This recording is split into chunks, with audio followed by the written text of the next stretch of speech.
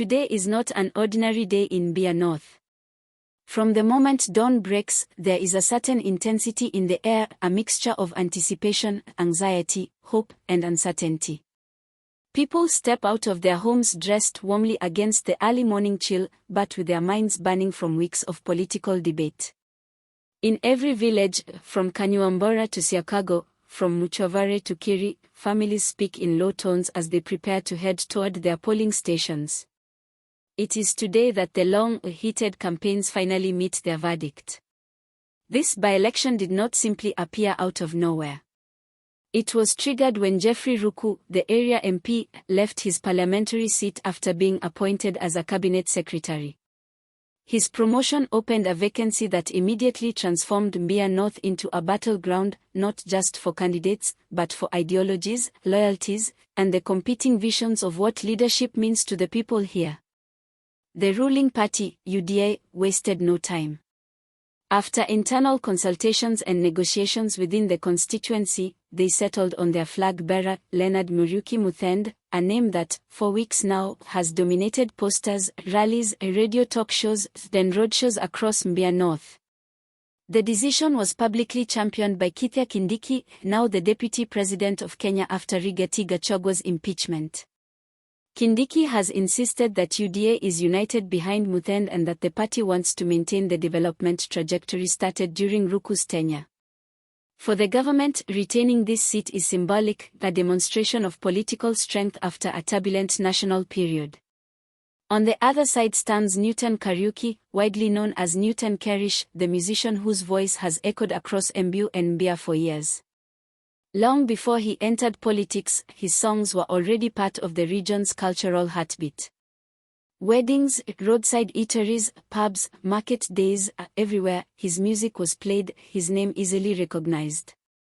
His supporters say that Karish represents the real people of Mbeere North, someone who has lived the same hardships, sung about the same struggles, and connected with the community through culture and emotion long before power was involved. And because of this, the campaigns have not been ordinary. They have been heated, emotional, sometimes tense, and deeply personal. On any given day during the campaign period, you could find UDA motorcades sweeping through villages with yellow-branded vehicles, loudspeakers, and party officials promising expanded development, bridges, bursaries, and national government support. At the same time, Karish's gatherings felt more intimate and organic, not the typical political rallies, but gatherings full of music, chants, storytelling, and promises of fresh leadership. The locals have felt this intensity deeply. At border stages, debates have turned into arguments. In shops and markets, tensions have risen as supporters of each side try to explain why their preferred candidate represents the future of Mbeere North. Youths have been especially divided, some attracted to UDA's promise of stability and government resources, while others believe Karish's authenticity and cultural connection make him the people's true voice. Elders have given their blessings, churches have hosted prayer events, and civic groups have mobilized for voter turnout. Every homestead has had at least one heated conversation in the last few weeks. The entire constituency has been engulfed in political fever. And now, the day has arrived. People walk toward polling stations not as they would on an ordinary morning, but with the awareness that today they carry the future of their constituency in their hands. Children watch their parents with curiosity. Youths scroll through political discussions on their phones as they stand in line. Elders murmur prayers under their breath. Every ballot today is a decision. Will Mbeere North continue under a government-aligned leadership with Muthende? Or will it break the mold and entrust its future to Karish, the singer-turned-politician who says he speaks for the grassroots? And above all, this election is happening under the shadow of national political shifts, the impeachment of Rigathi Gachagua, the rise of Kindiki as deputy president, and the government's determination to hold on to seats that symbolize stability. It is not just a vote. It is a declaration of direction, identity, and power. And today, Mbeere North stands at the crossroads. The sun is high over Mbeere North, and the constituency pulses with activity. Polling stations are already crowded as voters arrive steadily, carrying their national IDs and voting cards. Mothers balance children on their backs while clutching umbrellas against the morning sun, youths stride purposefully toward the queues, and boda riders dart through the roads ferrying people from village to village. Every market, trading center, and homestead hums with conversation about who will win this crucial by-election. This is not a moment from the past, it is happening right now, when everyone feels the weight of the decision they are about to make.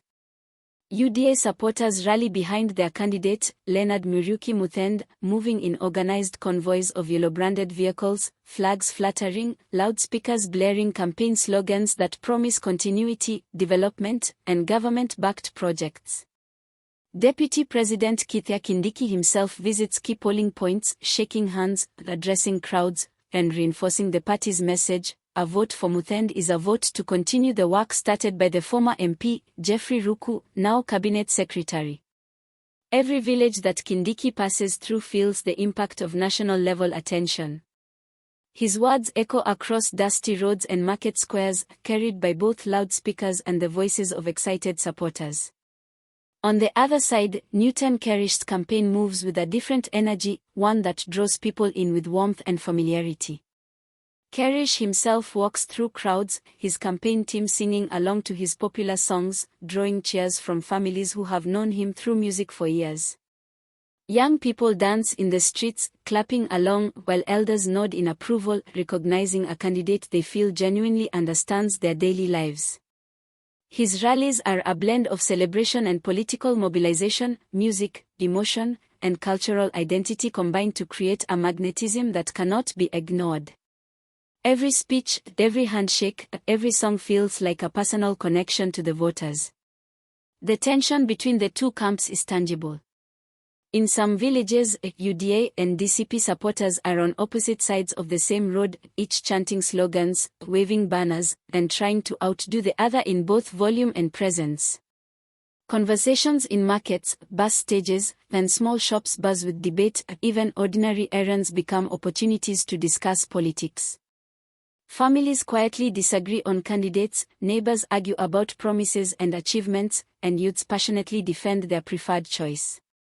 The entire constituency has been drawn into the drama, with emotions running high and anticipation building with every passing hour.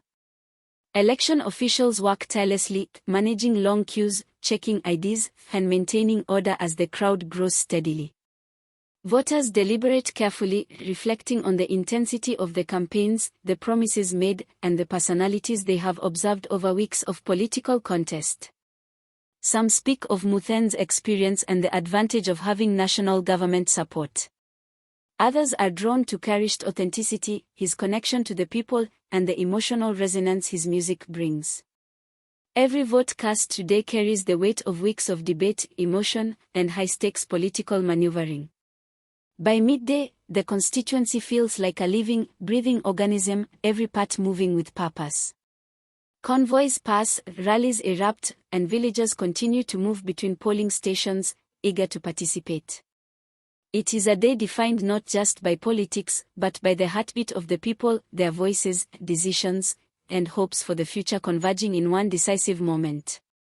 Today, Mbeere North is not merely holding a by-election, it is shaping the direction of its leadership, its identity, and its relationship with national power. As the sun climbs higher, shadows stretch across the roads, and the energy shows no signs of waning.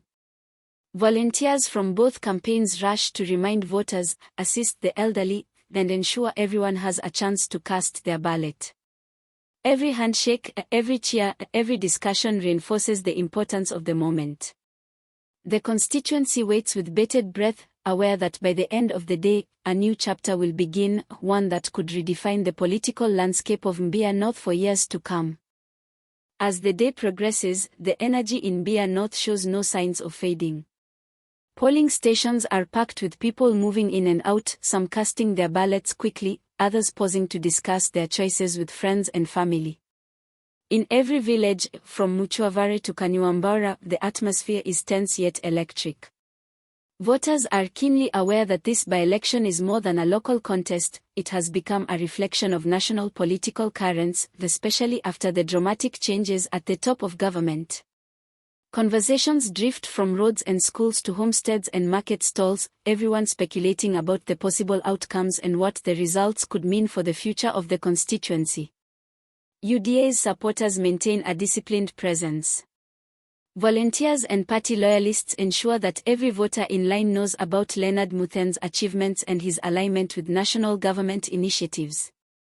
Deputy President Kithure Kindiki himself makes surprise visits to some polling centers, shaking hands with elderly voters, answering questions from residents, and taking time to reinforce the message of continuity and stability.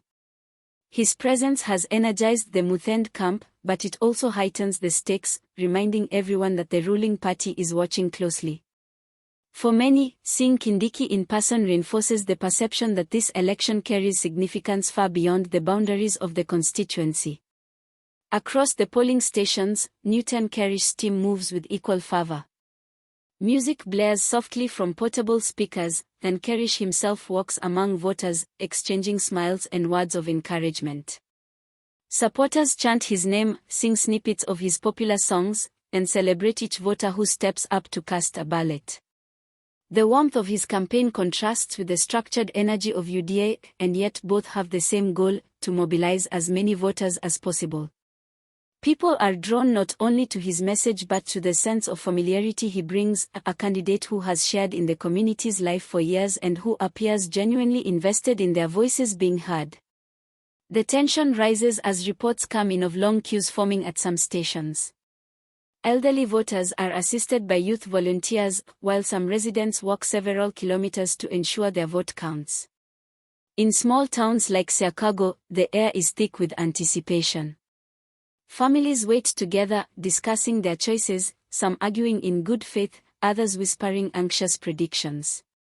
Shopkeepers pause their work to observe the flow of voters, noting who is arriving in support of each candidate.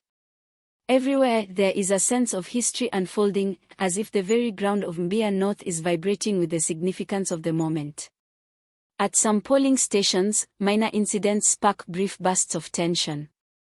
Misunderstandings over queue order, questions about voter eligibility, and loud debates between rival supporters test the patience of election officials. Yet the majority of voters remain focused on the act of voting itself, determined that their voice will be part of the decision that defines the constituency. For many, this is their first chance to influence a political contest of such magnitude, and they approach the ballot box with both pride and responsibility. By mid-afternoon, the narrative of the day is clear: this is an election shaped by both organization and emotion. UDA relies on structure, discipline, and national backing, while Karish's camp thrives on cultural resonance, familiarity, and grassroots appeal. Neither side has a clear advantage, every polling station tells a slightly different story. In some areas, lines stretch endlessly, with people waiting patiently to ensure their votes count. In others, the energy of music, chants, and celebration dominates, creating a festive yet charged atmosphere. Through it all, residents of Mbeere North feel the weight of the day pressing on them. Parents watch their children observe every move, teaching them the importance of civic participation. Youths discuss strategy and speculate on outcomes. Elders observe quietly, noting how the campaigns have shifted the dynamics of their villages. The constituency is alive with anticipation, and the sense that something monumental is happening is undeniable. Every vote cast feels like a message, every handshake and chant a symbol of hope, determination, or loyalty. As the sun begins to tilt toward the west, shadows lengthen across the polling stations, but the energy remains relentless. Volunteers rush to assist the last voters, and election officials brace for the final rush. The day has unfolded as a dramatic tapestry of commitment, tension, and civic engagement. And yet, even as ballots are still being cast, the people of Mbeere North sense that the story of this election will be remembered for years to come, a story of competing visions, of passion and power, and of a community deciding its future under the watchful eyes of both local and national leaders. The sun is climbing steadily over Mbeere North, and the constituency is alive with movement and voices. Voters are steadily arriving at polling stations, some having walked long distances, others arriving on borders ferrying friends and relatives. Mothers carry their children, youths chat excitedly about the candidates, and elders quietly observe the activity, carefully weighing their choices. The air is thick with anticipation, as everyone knows that today is decisive, and that the weeks of campaigning are coming to their first tangible moment. UDA supporters move in disciplined convoys, waving yellow flags and singing campaign slogans for Leonard Muthende. Volunteers guide voters, offer water to those waiting in line, then cheer whenever a supporter casts a vote. Deputy President Kithure Kindiki is on the ground in key villages, shaking hands, answering questions, and reminding residents of the developments Muthende promises to continue from Geoffrey Ruku's term. His presence is magnetic, drawing crowds wherever he stops, and his words carry the weight of the national government behind them. Meanwhile, Newton Karish's team moves through neighborhoods with a different kind of energy. Karish himself greets residents personally, engaging in conversations, listening to their concerns, and occasionally singing a line from one of his popular songs. His campaign feels alive, intimate, and cultural, drawing in villagers who have followed his music for years and now see him as someone who understands their struggles. The streets are full of chants, rhythmic clapping, and bursts of celebration every time Karish is spotted. At every polling station, lines are steadily growing, and voters are deliberate in their decisions. People pause to discuss the campaigns, reflecting on what they have seen in the last few weeks, UDA's promise of continuity and national support versus Karish's appeal as a grassroots, relatable candidate. Conversations buzz in markets, along roadsides, and inside small shops.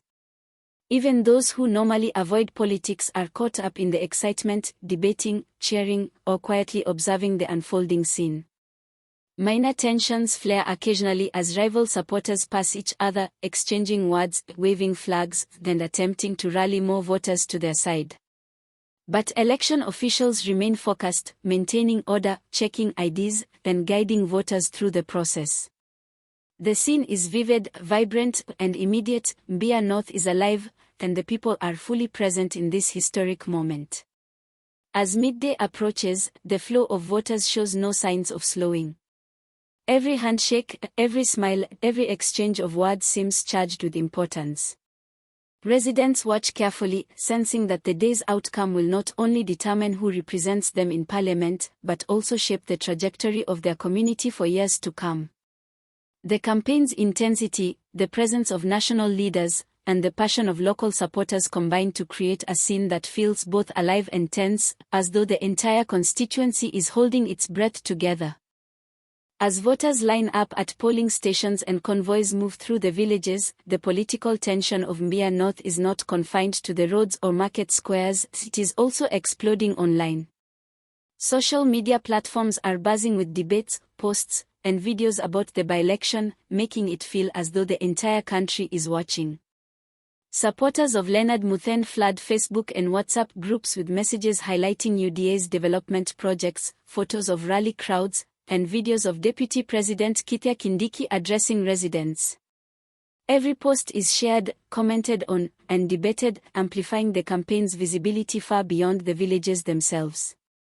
On the other side, Newton Karish supporters are equally active, using social media to showcase his connection with the people.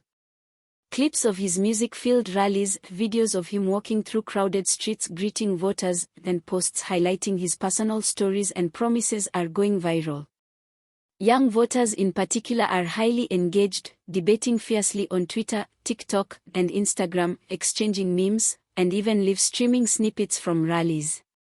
Every hashtag, comment, and share becomes part of the larger narrative, feeding the excitement and the competitive energy between the two camps. The online battles are often as heated as the physical campaigns. Arguments flare in comment sections, with supporters from both sides accusing each other of exaggeration or bias. Videos of campaign events are dissected, photos are scrutinized for crowd sizes, and polls created in local groups generate endless debate about which candidate is leading. Even ordinary villagers who have no interest in politics beyond their constituency find themselves drawn into the conversation online, compelled to defend their choice or question the other side. The social media frenzy has also introduced a new dimension to the election day. Residents waiting in line at polling stations constantly check their phones, sharing updates with friends, watching live streams of other rallies, or posting pictures of themselves voting. The excitement is contagious, and the mix of physical campaigning and online engagement creates an atmosphere where every moment feels like part of a high-stakes drama. It's no longer just about who has the loudest motorcade or the largest rally. The perception created online is shaping opinions, energizing supporters, and fueling the heated debates that have gripped Mbeere North for weeks. In this way, the by-election is unfolding on two fronts at once, in the villages and streets where people move and meet in person, and in the digital spaces where ideas, slogans, and excitement spread at lightning speed. The heat of the campaigns is unmistakable, and the combination of physical rallies and social media frenzy ensures that no one in the constituency, from the youngest voter to the oldest elder, can escape the intensity of the moment. As the sun reaches its peak, the voting in Mbeere North has become a theater of suspense. Lines stretch around polling stations, conversations hum with energy, and the air is thick with anticipation. Social media is ablaze. Supporters of Muthende flood feeds with photos of crowded rallies and clips of Deputy President Kithure Kindiki addressing villagers, emphasizing continuity and national support. Hashtags praising Muthende trend across WhatsApp groups and Twitter threads, each share reinforcing the narrative that the ruling party's machinery is strong and organized. Meanwhile, Karish supporters are just as active online. Videos of his music-filled rallies circulate rapidly, showing crowds dancing, clapping, and celebrating his presence. Young voters tweet, post, and live stream snippets of Karish shaking hands with residents, highlighting his connection to ordinary people. Comment sections overflow with debate. Some insist that Karish's charisma and relatability could sway undecided voters, while others argue that UDA's structured approach and national backing give Muthende the advantage. The virtual battle mirrors the intensity on the ground. Every post, every reaction, every meme fuels the drama.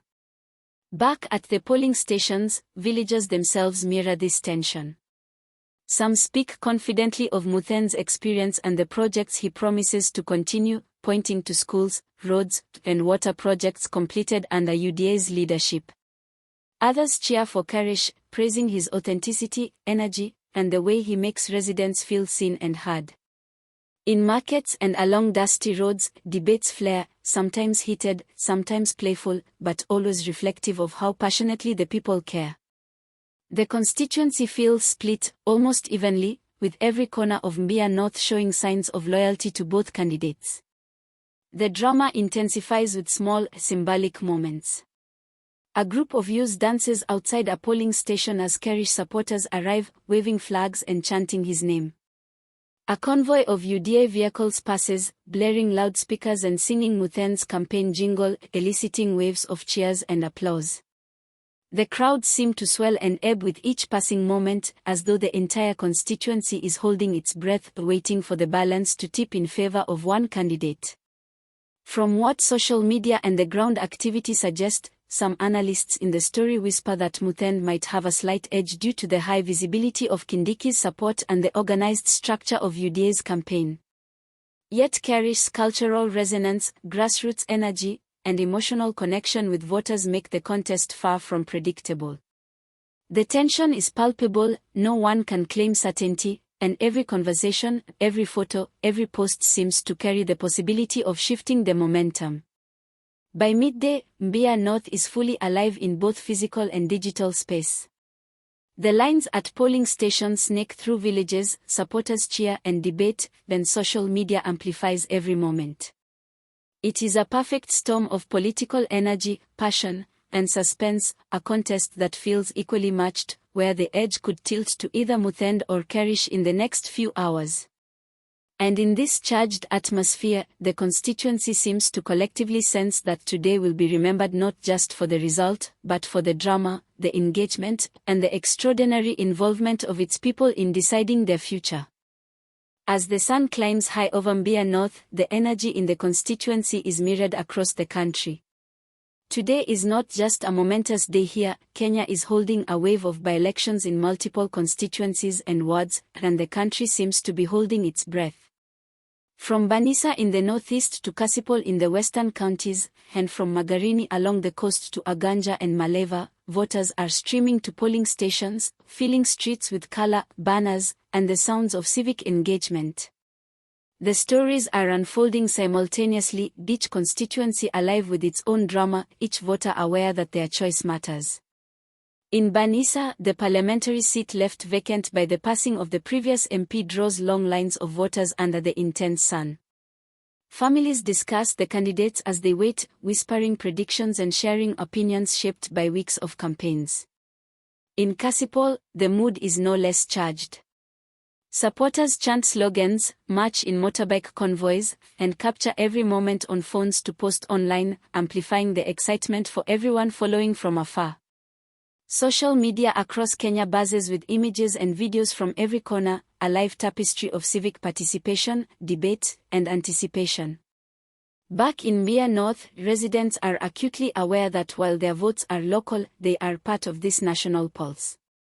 Messages flood WhatsApp groups and Facebook pages. Supporters of Leonard Muthende show clips of Kindiki rallying crowds, while Karish's followers post live streams of music-filled processions through villages.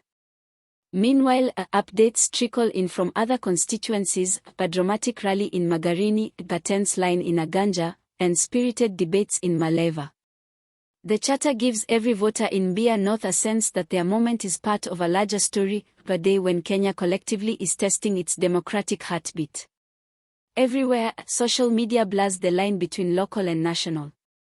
Clips of voters casting their ballots in Mbeere North are shared alongside videos from other by-elections, hashtags trending across counties, and debates flaring in comment sections. Some argue that strong national party machinery is dominating the narrative in constituencies like Banisa and Magarini, while others highlight the charm and grassroots appeal of local candidates in places like Kasipul and Maleva. The digital landscape mirrors the streets, tense, energetic, and impossible to ignore. The heat of campaigns, the drama of lines, and the constant flow of information make this a day to remember. In Mbeere North, voters glance at their phones, comparing their experience to other constituencies, imagining the unfolding stories across the country.